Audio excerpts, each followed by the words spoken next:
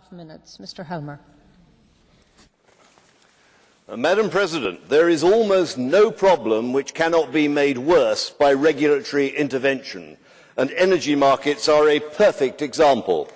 We have hit them with emissions targets, an emissions trading scheme, including backloading and a market stability reserve, feed-in tariffs, renewable obligation certificates, and in my country, the UK, a carbon price floor.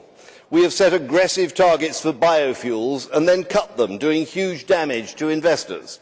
Is it any wonder we are seeing investors shy away? Is it any wonder that nuclear, coal and gas power plants are being closed or mothballed?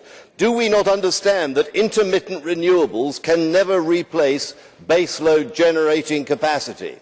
In my country, where we used to have a comfortable spare capacity margin, we are now down to low single-figure percentages in winter. Blackouts and power cuts are a real possibility.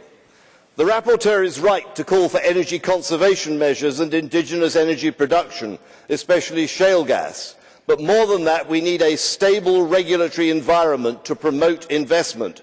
And we need to understand that we cannot continue to rely on expensive and intermittent renewables. Thank you. Thank you. We have a blue card from Mr. Eriksson. Will you accept, Mr. Helmer?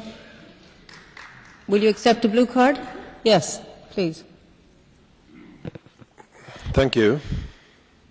Jag skulle vilja be...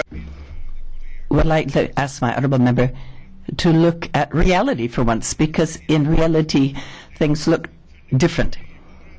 It's the renewable energies which are reducing prices across Europe when it comes to energy and the production of electricity. It's wind power which is the cheapest energy to invest in today. And I think that the UK ought to invest more in wind power. So look at realities, please. Mr. Eriksson, I've been looking at reality, and for somebody to stand up in this House and say that wind power is the cheapest generating technology to invest in, I don't know how to respond. I have never heard anything so absurd in my life. Wind power onshore is much more expensive than conventional generation. Wind power offshore is more expensive again. We are ruining our economy by wasting money on these fabulously expensive initiatives. They cost more to build per unit of capacity and they cost more to run. You may be living in fairyland, I'm not.